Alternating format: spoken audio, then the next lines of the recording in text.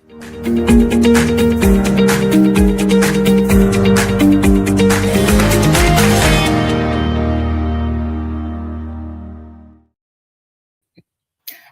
and welcome to the Energy Realities podcast with David Blackmon in Texas. How are you today, David? Just lovely. It's just nothing going on. Calm day here in Texas. So I'm just, I don't know, I'm bored. Nothing going on. You're one lucky man. And we've got Tammy Nemeth in the UK. Are you? No, I'm in Canada today. You're in Canada. How are things in Yeah, Canada? it is a typical sort of Alberta spring where it's plus 18 one day and snowing the next. So it's been quite fun here actually. Oh, that's nice. And Stu Turley, I dare not imagine where you are. Where are you? I was just in a bunker somewhere, but I'll tell you what's kind of fun. Is that a wanted poster, Dr. Nemeth, behind you of wanted people that you've captured in your running around Canada? I'm just kind of curious. No, it's a bunch of music from the people I'm staying with have this little Oh, music room and I'm in the music room. oh, wow. So Very lovely. cool. What kind of music? Well, I think that is Elvis and the Beatles Oh, and that's various Elvis other. in the middle. Okay. Yeah. Yeah, that's Nice. Elvis. It Yay, beats a Elvis is wanted in the poster. building.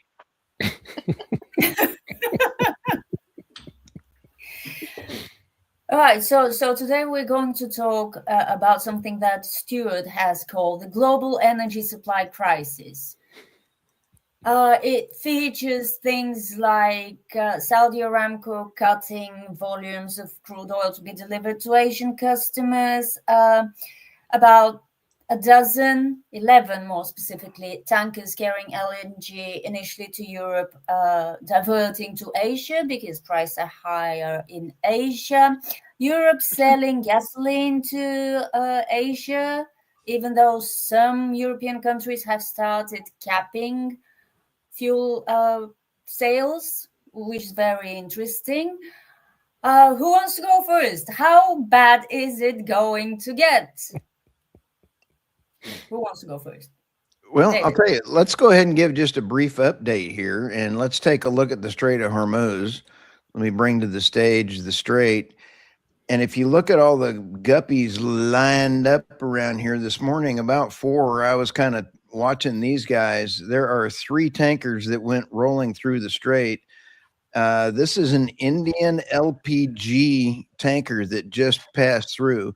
There's been about 15 tankers go through the Strait of Hormuz that I've calculated, and we've got a few others. This one's a China owned. This is called the Bright Gold, and it has already gone through. So you've got some tankers going through, you've got several going on.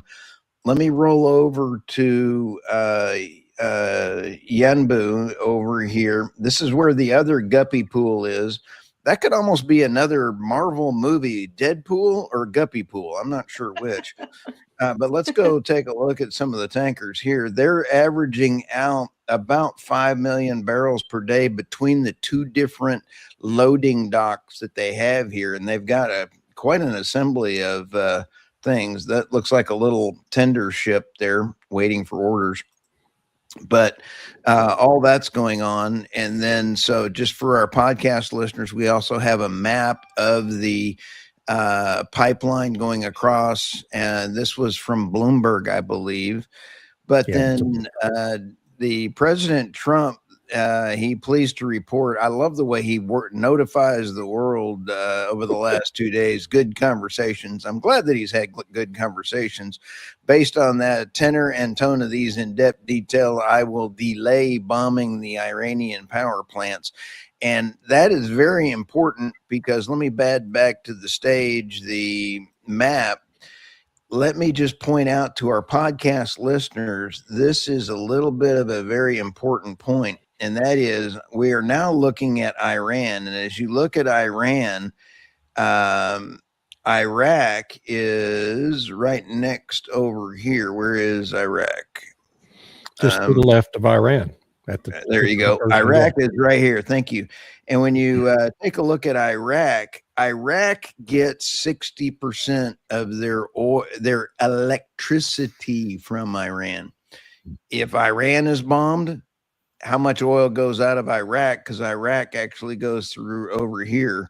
So that's about 1.7 million barrels per day. Iran is about 3.2 million barrels per day, ballparkish.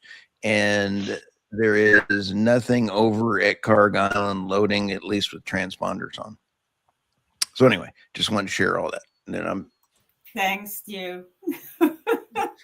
Sorry, I just as a brief That's some great data. So, David, how bad do you think it's going to get for the big energy importers? Oh, well, it's already bad. On oil, we still just don't know. I mean, we can't know and won't know for another week or two.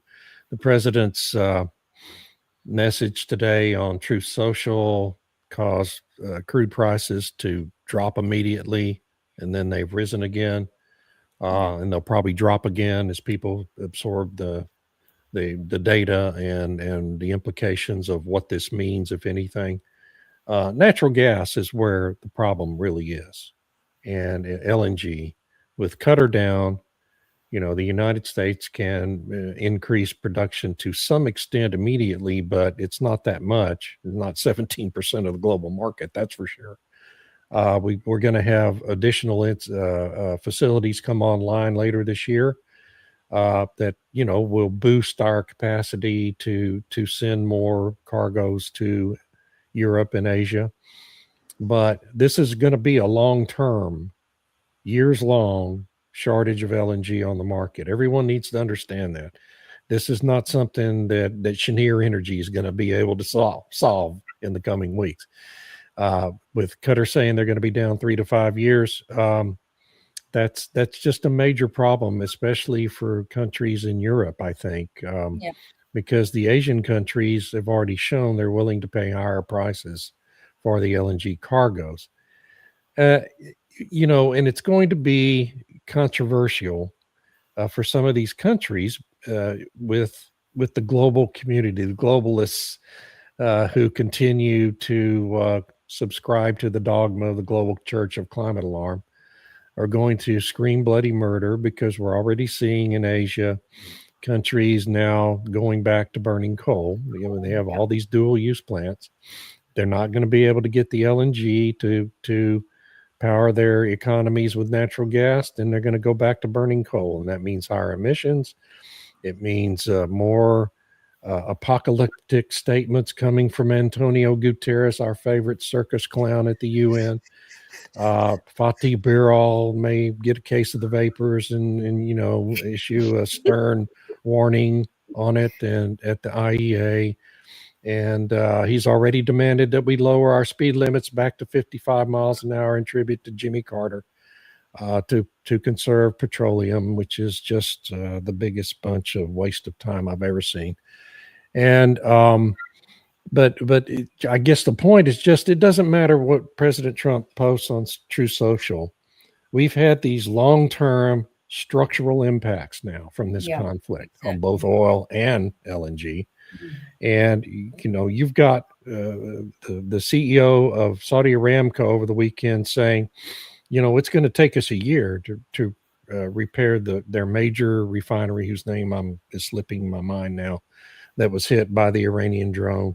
It's going to be a year where the production out of that refinery is going to be down by a fraction, and they're just one of dozens of facilities that have been hit. So this is going to cause a restructuring of supply and demand on the global market.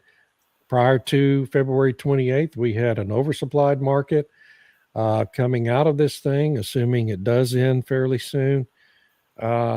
We may not have an oversupplied market once things get back online and the Strait of Hormuz gets reopened. We might have a market that's in deficit long before anyone anticipated it would be. And there are long-term implications to that, since we've had this decade of the Larry Finks of the world forcing this ESG mania on major corporations and denying them capital they needed to, find and begin producing new reserves of oil. So our long-term market is already at a deficit, and this is going to exacerbate it. So there's just major implications for any country that imports oil or LNG, and they're going to be long-lasting. That's really bad. And I read somewhere that in terms of oil production, Middle Eastern countries have shut in about 13 million barrels daily. That will take a while to bring back online. And a while doesn't mean a couple of days. So that's really tough as well. But Right. I agree with you that gas seems to be the bigger problem for large importers such as most European countries, big European economies. Tammy, what do you think about the recent idea by Energy Commissioner Dan Jorgensen, a well-known expert on all things energy, who said that the thing to do is to reduce the refill target for European member states from 90% by November to 80% by November, because this will reassure European countries and bring them certainty. Would you care to comment on that? When I read that, I thought, what is he talking about? That's crazy. And how exactly does that help? I mean, I have no words. It was just stunning. And I'm like, and he said it with a straight face. It was very strange.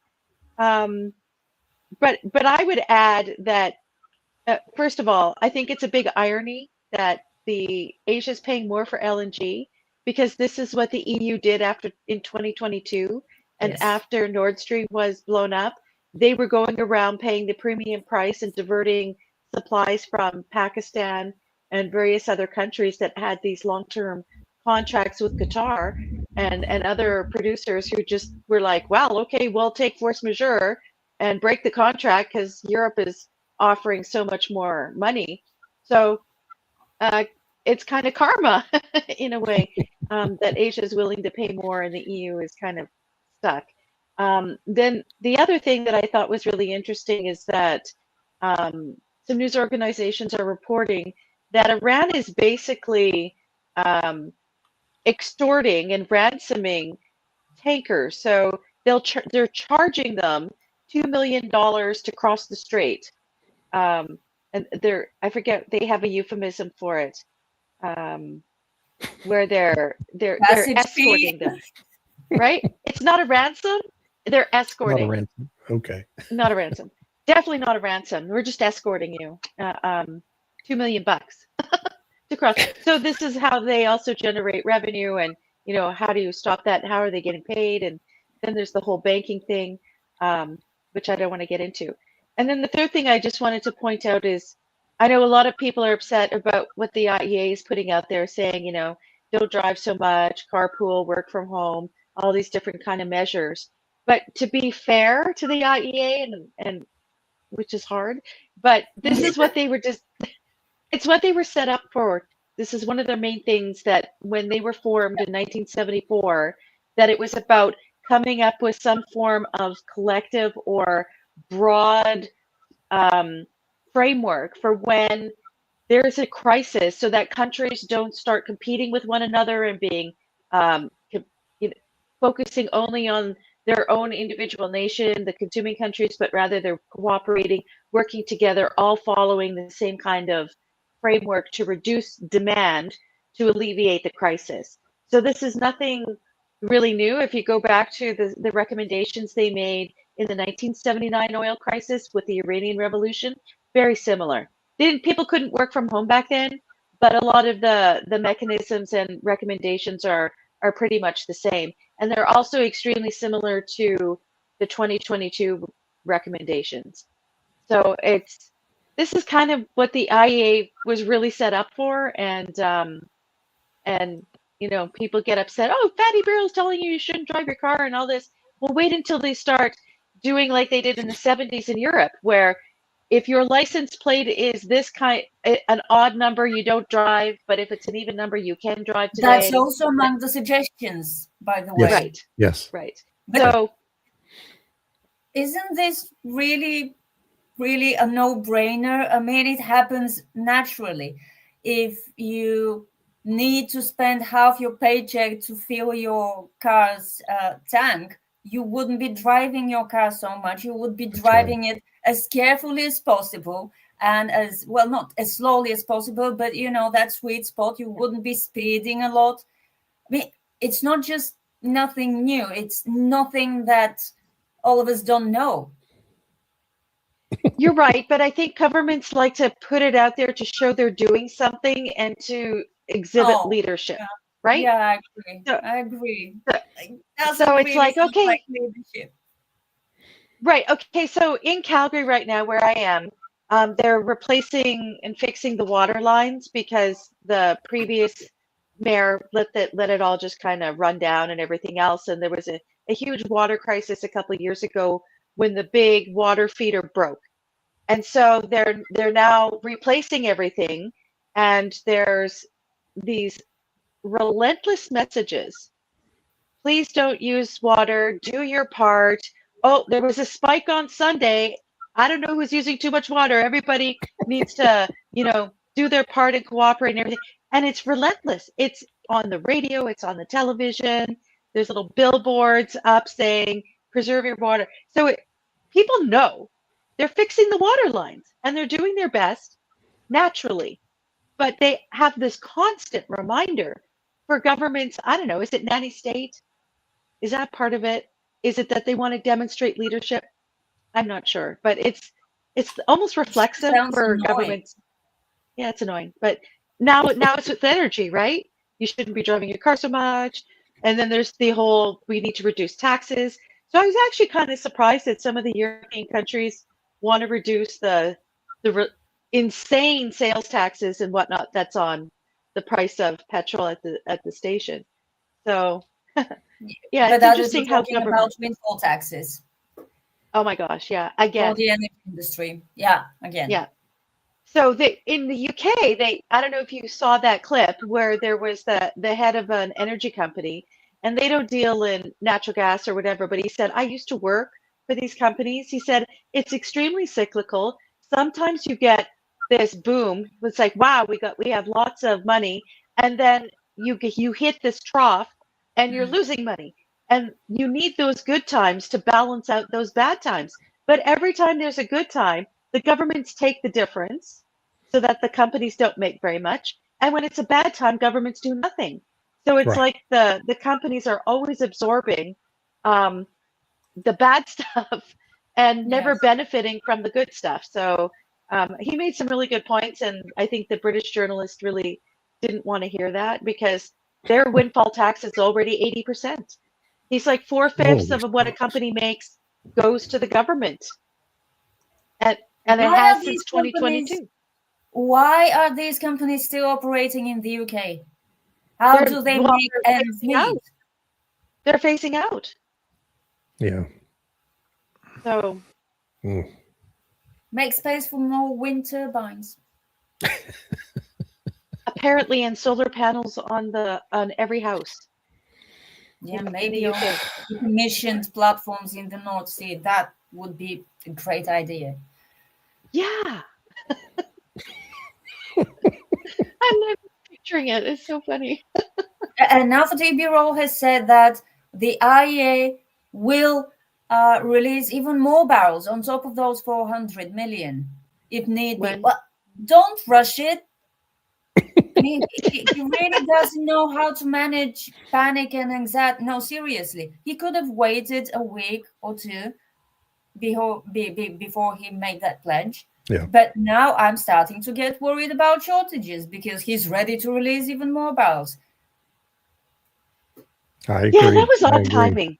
Yeah, that was odd. Very, very. Yeah. Now we got the same thing in the United States. We had the Treasury Secretary. No, it was Chris Wright, Energy Secretary, over the weekend saying, in addition to this 172 million barrels that we're going to release out of the SPR in the U.S., which was already depleted by Biden. He's saying, well, we could release more after that. And I'm like, my God, what are we going to take it down to zero? No, this is not smart policy. So, hopefully things are about to calm down in the Middle East right now. Maybe the impetus to doing that will calm down with it.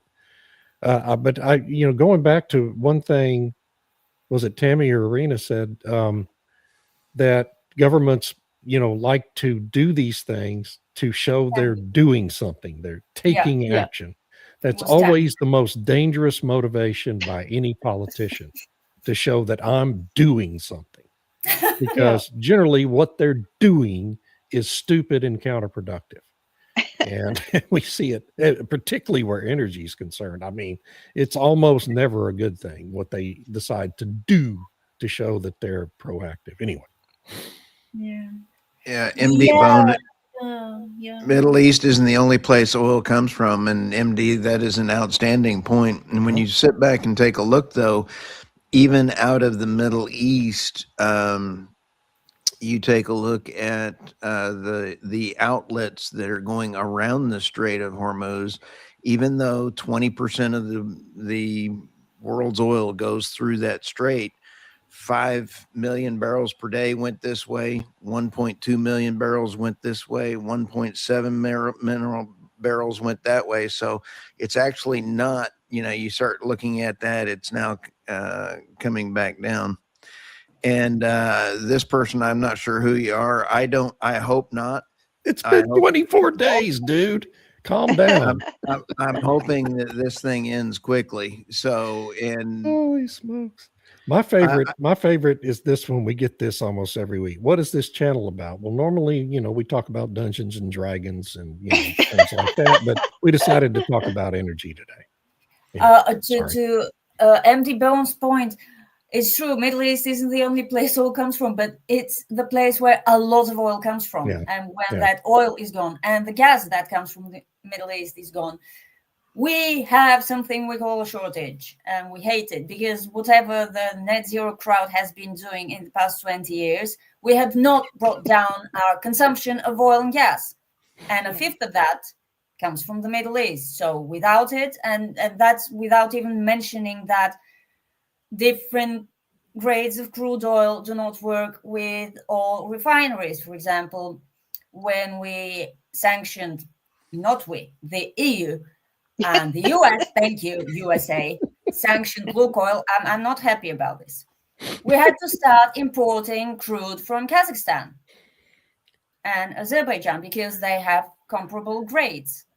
Yeah. We can't just start importing American crude because it wouldn't work with our refinery. And it's true for all refineries. They can be adjusted to work with other grades, blends, types of oil, but it takes time and it takes money. So when something like this happens, refiners look for comparable grades. And my car is not running as well as it did 2 years ago. I blame Kazakhstan.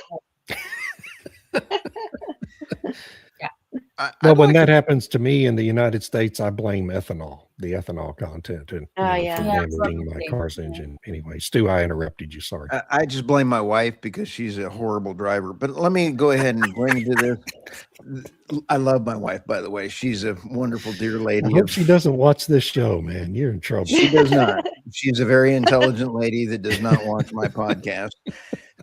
Here's one thing I'd like to point out. We have probably one of the single largest energy disruptions in the history of mankind going on right now. I've never lived through this kind of a news cycle. We're watching it play out in real time. Australia is now got real problems trying to plant crops. We have a fertilizer shortage going on around the world. This is a crisis. We have a food crisis coming around. We have a water crisis coming around. We have a diesel shortage coming around. We have jet fuel crisis coming around. If the world were running on solar panels and windmills, we wouldn't have these problems, would we? we No, we wouldn't be would have so running much on food. windmills or solar panels because they can't run all the stuff that oil and gas run. That's the point. This is a real point. We were never in an energy transition. Could I just ask this viewer who said in Australia we have almost zero reserves? Yes, what is Australia going to do about it? I heard that Oh, yeah, you that's guys true. really don't have oil. We got This plenty is a of real gas. problem. And when the 6 tankers turned back away from Australia, China says, "Oh, sorry, we get all of our coal from Australia, but we're not going to give you any oil and gas." So we've had Exxon ship 2 tankers, I believe, to Australia from the Gulf state in exporting in the past month. So you're going to see more exports coming in from that. But the refined tanking is now going at a premium. We've also got Jeff here. I agree with Jeff here. This is Jeff Chestnut for our podcast listeners. The only thing I can come up with for justification of right statement is that we could release more from the SPRs. He's got caught up in the political moment. I want to stand up for the great and wondrous Secretary Chris Wright, because he's put this out as a loan. Anybody that is getting a release from the SPR has to return it with 1.5 barrels going back in. Yeah. It's a swap. This is not a release. That is a different ploy than the auto pen did trying to get that. So, and I need to clarify that may have been Treasury Secretary Bessent who said that. Now, I'm not positive it was Secretary Wright. It was one or the other of them on Right. one of the Sunday shows. And by Secretary Chris Wright saying yes to President Trump when President Trump says release the SPR or release McCracken. I'm not sure which part of the movie that was, but he'll say yes, sir. But he releases it with a caveat and say you must repay 1.5. So he's going to be getting around it that way. So, Morning, Robert. Morning, Robert. China We has don't know if it's accurate that China has 1 billion barrels in reserve, but it sure has a lot. Yeah, a lot. It has been stockpiling for well over a year.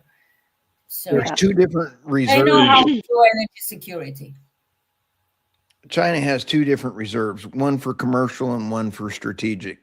And their commercial reserves has, I believe, 5 or 6 more days left in it, but they are still getting oil incoming in. So they keep pushing the goalpost down. Yeah. So Jeff says the timing. Go ahead, Tammy.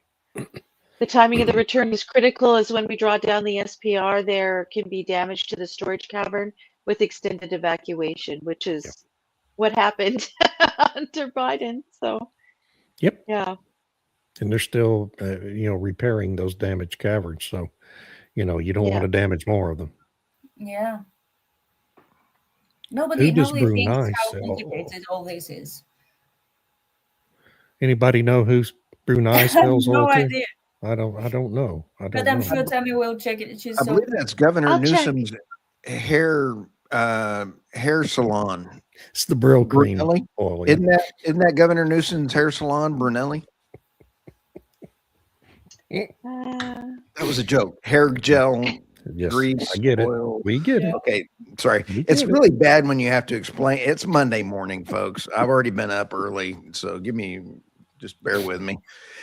Apparently, Brunei sells their number one trade destination is Australia. Number 2 is China, Japan, Singapore, Malaysia. Cool. So, well, currently they sell to no one. But that'll change soon, hopefully. Hopefully. I want to go back to, David, what you said before, and Stu, about this happening in real time and how everything's happening so quickly and whatnot. And I think one of the interesting things about these crises, if you think about the original Iranian one, it started in 78, it went through pretty much all of 79, and was a problem in 1980 even. And nowadays we expect things to happen and be done in 24 hours. We have zero attention span for anything lasting any length of time. Yeah. And so it's like this started on February 28th, and oh my gosh, it's a forever war. And, you know, like you said, David, it's a couple weeks. And I think it's crappy that it's ongoing, but it's not like the Venezuelan operation where it was over in 24 hours. Right. But that's what people expect. And Right. I think that's a bit frightening in our modern society that we just expect things to be over really fast. Oh, this Yeah, happened. because Boom. Trump said it was going to be over really fast, Yeah, and they yeah. believed him. Yeah. Yeah. No, I think it's a product of our instantaneous communications, right? I mean, everybody's so That used to too. knowing everything that's happening immediately on X or TikTok or whatever platform, social media platform you use, that when something lasts longer than immediately, we get frustrated with it, right? And it is frustrating. I mean, the whole thing is frustrating, and it's having enormous impacts on people all over the world, and it's going to be long-term impacts. And so everything's up in the air, and we're all trying to analyze it and figure out, what's going to happen. But what amuses me and what I think is so destructive in our media is, and I really do believe this, I think the 24-hour cable news channels are maybe the most pernicious element of our whole society in kind of influencing our population to believe things that just aren't so. Yeah. So today we have this message from the president that there's been talks for the last couple of days that have been productive with Iran, and they're going to pause for 5 days to see if they can work something out. Well, within the next, probably while we're doing this hour-long podcast, there's going to be panel discussions on MS Now, Fox, and CNN with people who know literally nothing about the energy situation in any part of the world or any element of it, posing as experts on this subject and making predictions about who's going to get hurt, who's going to be helped, where the price is going to go, and all that kind of stuff. And 2 hours later, Abby Phillip will convene a panel with 4 other people on there who will say exactly the opposite. So our whole society remains confused because all the experts aren't experts anymore. But we demand these immediate forms of communications and information so that we can go out and talk to our friends and claim we know what's going on when we really don't know squat that's actually accurate. And I just think it's a huge problem that our society has to get its arms around here in the US, and I suspect it's no different in Europe or Canada or anywhere else. It's just everybody has unreasonable expectations because of our instantaneous communications, which for the most part is a good thing. I'm not saying we need to go back to landline telephones and fax machines, folks, so don't accuse me of that. But we do have to this is a societal issue that we really ought to try to figure out a constructive way to rein it in, because it really is very counterproductive in so many ways. Yes, because it's all about hooked on news, and they don't see it as something that may, or then again, may not be true. Yeah, exactly. They take it at face value, and this fact that they're hooked. I mean, there are some people who keep their televisions on throughout the day. Yes. Yeah, yes. in the background. Yeah. May I interrupt for just a second? This is live in the Hormuz Strait. The Jasmine oil products tanker is going through the strait, and I found this very interesting. Notice this smaller boat. It is, quote unquote, a pleasure craft from Iran. Pleasure craft. So they paid their $2 million to get escorted? Yeah. Is that an escort vessel? Oh no, this is a waiting to happen moment. Is it a unmanned craft that's about to hit it? I don't know. Anyway. I like the pleasure craft. I think that's funny. That is extremely funny. Sorry. They're having fun. It's got a They're having suitcase pleasure full of escorting. $2 million Yeah, on apparently that it's pleasure Yeah. craft. So yeah, they're having a lot Yeah. of fun.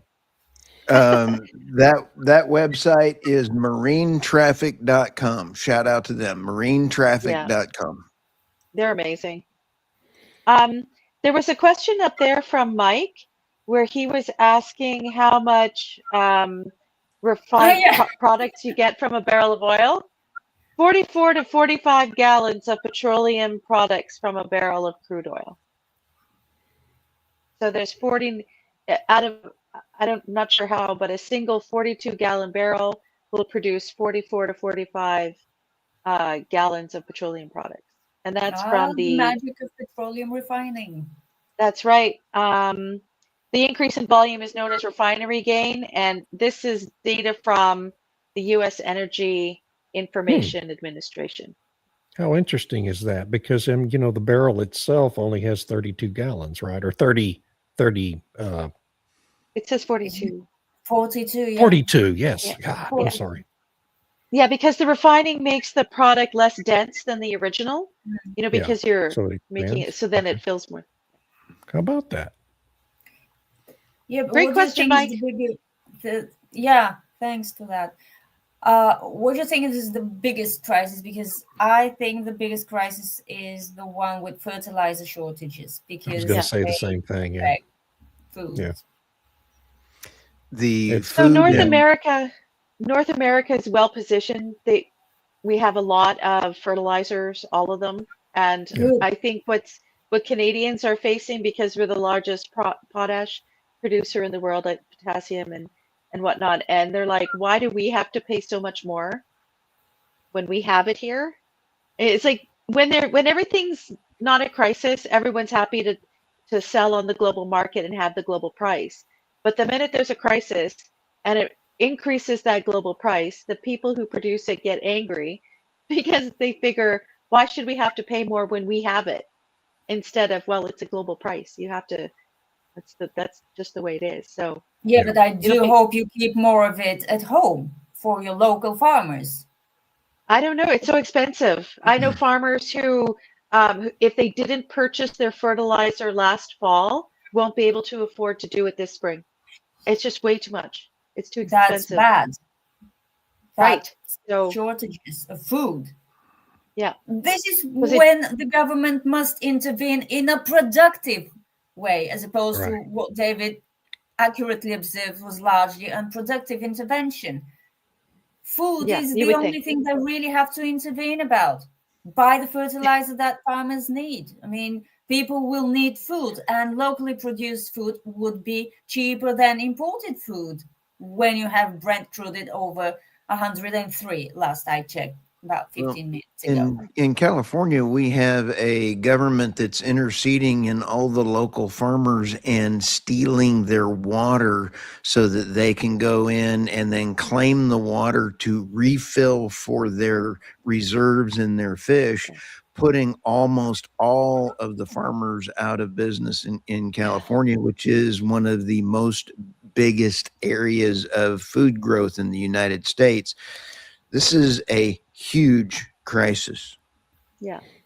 And the other crisis that's looming is helium, right? Because what is it? 17% of global helium comes through the Strait of Hormuz every day we don't have the problem in the United States because we have plenty of helium, and in Canada, but in parts of the world, they don't have their own helium supplies. They need that helium. And by the way, it's apparently a major feedstock for the producing of microchips in Taiwan and other countries that produce all these microchips. And so if you have a shortage of helium, you're going to end up down the road at some point having a shortage of these computer chips that we need to power the world. So what about AI? Could the AI revolution be postponed? Well, yeah, we could postpone that. I'd be all in favor of it, frankly, but I don't think it's possible. Well, if there aren't enough chips. Yeah, it's going to be a problem, folks. Still not convinced. Yes. So still not convinced in Venezuela and Iran have anything to do with oil. I'm sensing all roads lead to China since taking Taiwan, and what we are now doing to prepare for it. And I think that's right. And I know Stu and I have been talking about that since January. Yeah. Odin has a funny comment here. He says the only thing depressing about knowing the future and how the world ends is that absolutely nobody cares beyond their love for idiocracy. As it happens, I And the do doom another scrolling. podcast twice a week called Tales from the Idiocracy. You should tune in, but it's on my other Substack, my political Substack. And yes, we are living in an idiocracy in real time and have been for quite some time in the United States. We are. Yeah. Well, not just the U.S. It's like every Western No, it's country. world. Yeah. Can I ask Irina and Tammy, the elections that seem to be going on in the EU seem to be going right last night. There were a lot of elections going on. Germany and France, and people on the right. Well, I guess. Germany. I don't know. I mean, when was it? Just a couple weeks ago, the Greens won in a German riding, and now the Right. CDP won in this particular riding. And the problem with the European elections is that there's 20 parties, and Yeah. they win with 21% of the vote. And there's so many kind of left-wing parties, they crowd out the 2 or 3 conservative parties. And I'm sure they're crowing about how the AFD didn't do well or something, but the I don't know. AFD doubled its percentage Yeah, yesterday in the German That's election, but yeah, it but still still not doesn't enough control to, anything. Yeah. right? Yeah. The I don't know. same I thing in just hope, France, I Marine just Le hope Pen's the party. EU will be too busy watching Hungary to meddle in our elections, and maybe we could get a break. I'm serious. I'm really Yeah. serious. I love Yeah, Rodney's comment here. This is so true. God When God runs runs out out of of locusts, he says. governments, when God runs out of locusts, he sends governments. Well said, Rodney. Love it. Oh, I wish I'd have thought of that one. Gotta remember that. Yeah. We'll see. But you're right. I mean, they're so obsessed with Hungary and getting Orban out, and I'm concerned about that election. And They're really obvious about it, and that's not good. The deep state runneth deep. And the deep state is running out of money. That's a very interesting observation, because it has potentially major implications for the future. It certainly does. The deep state certainly is does. getting as like a wolf in the corner right now. Watch what happens. Yeah. So we've got a new poster here. Odin.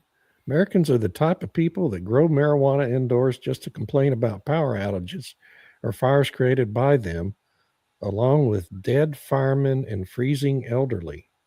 Okay. I Odin let you doesn't last like one. America. Okay.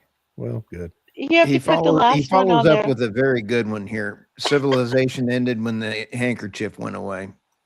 So there you go. I wonder Absolutely. how he feels about fax machines. Fax machines were great. That was Yeah. such I advanced hear- technology at the time. When was the I fax hear this machine government- invented? Oh, 1945, 1943 by the Japanese. Wait, what? cool. Say that again? Fax machines were invented by 1943, I believe, by the Japanese. Take a look at it. Well, I didn't see the Facsimile. first one I saw was in 1988, but I'm in America, so we were way behind. You're older than that, David. Come on. No, it's the first fax machine I saw. Oh no, you were there for the original machine. No, I'm not quite that And old. maybe it took a while from inventing them to, mass producing them and making them affordable enough. Exactly. Affordable, what a great word. So I agree. I tend to agree with the handkerchief comment. I still have handkerchiefs that I received for my high school graduation that have my initials embroidered in them, and They've never been taken out of the box. They're in a box somewhere in my attic. I ought to go break them out because I like handkerchiefs. Handkerchiefs are handy. Yeah, they are. I was going to say, I've got underwear older than you is a line that David, you use. So be careful. Okay, we're way off. Okay, we've diverged. We've diverged. But I want to make a comment about the UK, because the UK is tripling down on net zero now, and that we need even more wind and solar. That there's no point developing the North Sea. They're putting out stats that all those fields are depleted. There's no point trying to do anything else.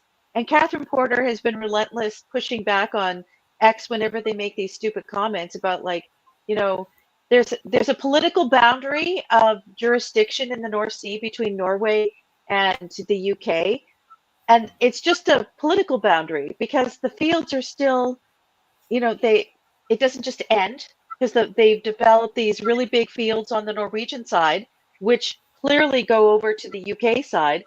But apparently in the UK mind, once you put that little line on the map, that's it. The oil stops there.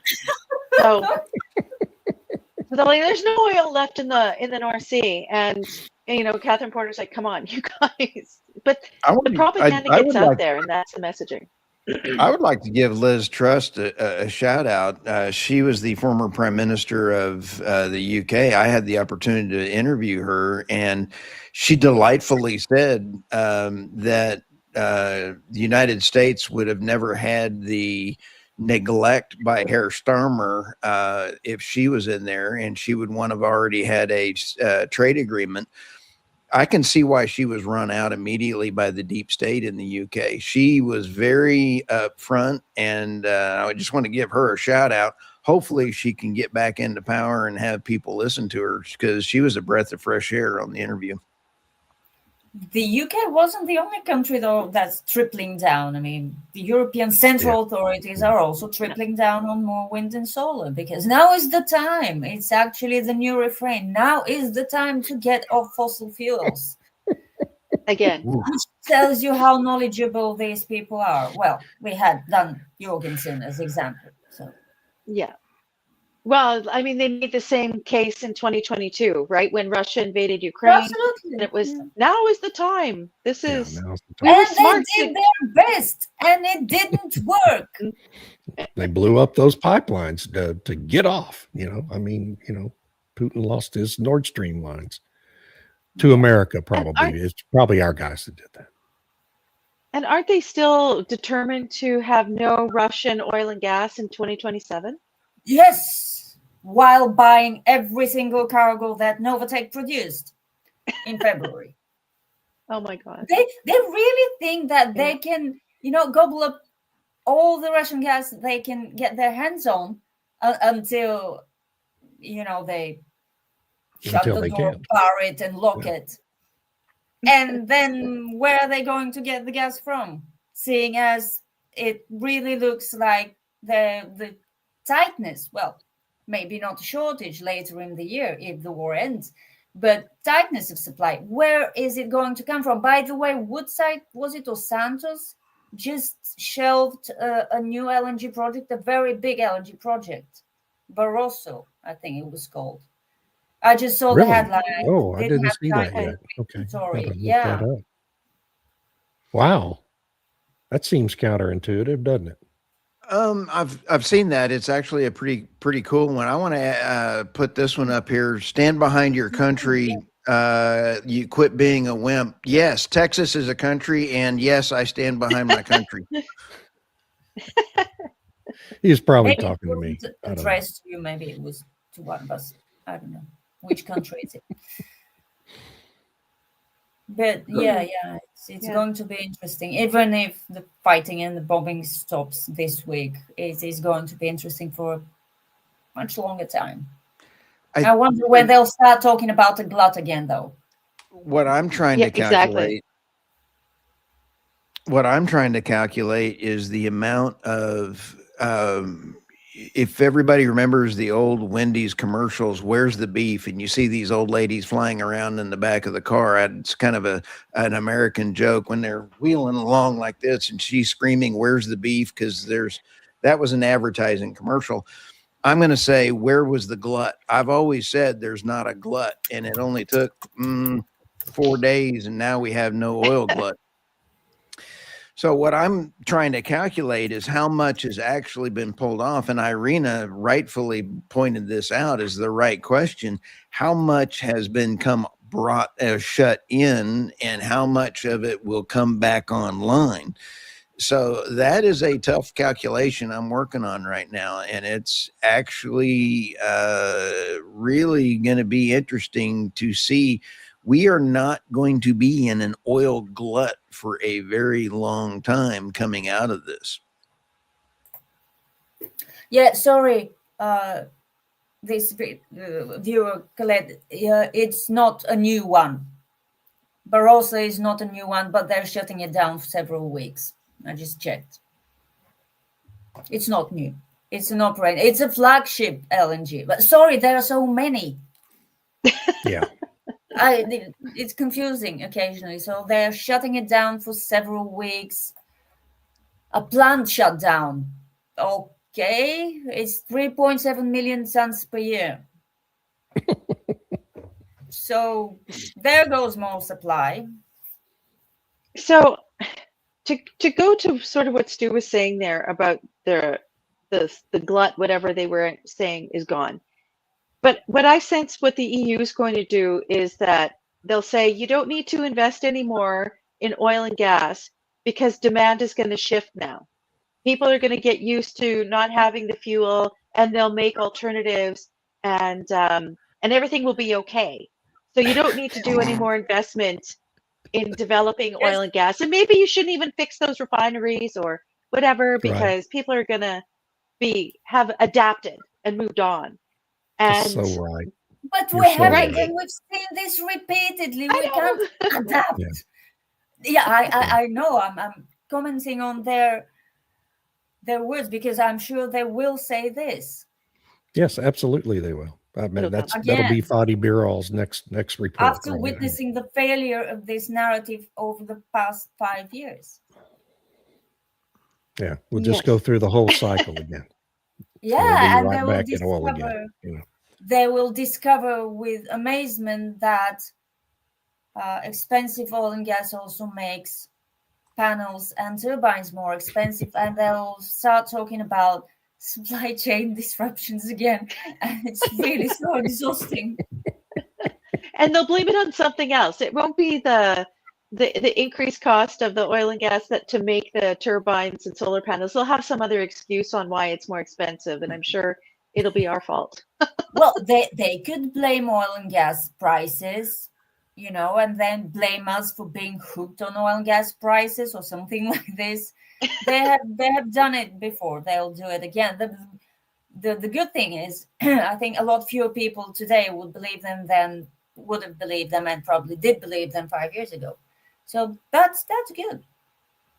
Yeah. So here's an interesting guessing game. Yeah, this is good. Actually, Irina's piece about Goldman, right? So that, but I mean, that's the no-brainer of the day, right? Or the no-brainer of the year. Yes, you got to increase your oil price forecast because of everything that's happening. They're now doing it every other day, basically. Right. Wow. But so let's just all take a guess. We're going to be back here a week from today at 7 a.m. Central Time, folks, on the same channel that you're tuned into right now. Let's all take a guess. So WTI, let's just do it on WTI. We started at 99 today. It dropped to 88 as soon as Trump put out that post. It went back to over 92. Now it's back to about 91. Where's it going to be a week from today? What do you think? Where's WTI going to be a week from today? I say 90 because it's the easiest. 90 is easy. That's a nice round number. Tammy? Oh, don't make me make a prediction. Come on. I hate that. Okay, pick a number. I'm going to say 87. 87. Okay, 90, 80. Stu? 95, 95 85? as we just kind of go through this. And because I don't know how much has been damaged, how much has been pulled off. I'm trying to calculate in my head. But how long will that 95 hold is another question. There's two different questions. You can say, what is it going to be next week? What's it going to be in 3 months? Those are Well, two I'm different just, questions. oh, no, Yeah, we're he picking a said point in next time. week. Just Next next Monday. week. Just next week. Are you Next writing Monday this morning. down, David? Yes, Yeah. it's in my brain. 90, 87, 95. I got 78. 78. Khalid has 90. What? Yeah, I've got 78 Why do you have 78, almighty one? because I think we're going to be in a ceasefire and the market's going to price in, where we are. I mean, WTI was 65 before all this started. Let's remember. And But it there had was a been as blood low as there. 58 Can because I- we had an Right. oversupplied market. I think 78. I'm just going to go with 78. It's a wild hair. Let's see where we are. Okay. It's on It's paper. great. I It's on I paper. think it's wonderful Okay. from a standpoint, David, but let me just say there's been a lot of oil shuttered in I or understand. come offline. I And understand. so when you sit back, then you've got tankers flipping all over the place. This is not something that's going to get sorted out quickly. So I think you're a hair low. Let's just see. I can Let's only see. hope David turns out to be right because I do too. I like cheap oil. We love cheap oil. So, I'm 78's right not there that with you. cheap. 78's So- not that cheap. I'm in Alberta right now, and they had their budget release about, I don't know, a few weeks ago, and they have this massive deficit for some reason. But it will be completely wiped out with the higher oil prices. So if the oil prices stay high and sustained for like the next month, They'll their have a deficit will surplus. be wiped. They'll Yeah. have a surplus. And Texas is thanks. going to have another That's $20 billion surplus next January when Yeah. our legislature meets. Hey, Jeff, thanks for making David's day so that we don't had have to have listen one to- fan. We got to have one fan today, I and we got don't one have to fan. listen to Eeyore next week. So, nobody loves me. So, Hey, I've been in a I good appreciate mood you, David. today. I've been smiling and laughing the whole time. Yeah, you've been smiling. And Paul B here has a point about UK, which is so true, that the UK Exactly. energy policy relies on demand destruction. People won't heat their homes next winter, businesses will close, wind and solar will be a bigger share, while the BBC, Ember, and the Guardian will celebrate. Yes, they will. And I think the Climate Change Committee, David Turber had a report last night or this morning. They've released an update about how we need to go even further, faster with net zero, and that this is a great opportunity while people are hurting to get off oil. So, yes, they're already celebrating. Yeah, well, they won't celebrate for very long because they have to pay the same electricity prices. Yeah, I know. Eventually, the pain will reach them too. Oh. Yeah, especially because they blew up their coal power plants. So it's not even like in the Asian countries where they're sort You of can't switch. unmothballing them. We can't switch in the UK. So if they run out of the natural gas for the turbines that they decided were going to back up the wind and solar, I don't know. And the nuclear is taking forever. So who knows when that'll be online? And yeah, there won't be that power. Yeah. Well, I that think was Odin needs to have his own podcast. This is I'm awesome. trying to block him, David. He's think just it's kind of fun. inspired. It's kind of funny. Just Did he say something nasty? I didn't see it. Okay, MD Bone, I'm fighting with David Blackmon right now, trying to block me. And David's over here putting I was them back trying to up, give the I'm guys over own here deleting. podcast, man. So, Come on, have a sense of Oh, humor. yeah, he's not, See, he's not insulting us. okay, I thank you. I just have deleted him. I'm tired of him. Thank some of you. this stuff is He funny. did go a little overboard, yeah. You're such a totally Wait, so- tyrant. You. David, Thanks you're for all killing the me, dude. comments. You had some really interesting comments. Thank you. And useful. Yes. Great Yeah. comments today. Thank you. Great job, Irina. You Especially look very- this one. I just want to highlight this one Thank you. Yes, I agree. You know. Okay. All right. Well, What did we solve today? Did we solve anything? Well, we make price predictions. Okay. yes. Oh, sorry. I love this one. So hair gels in salon is Jiffy Lube. I love that. And you bet I want to try to share the calculations out as soon as I can get them done. My head's exploded trying to figure all that out. Well, have a great week, everyone. That was a lot of fun. Thanks, everybody. See you Yeah. next week.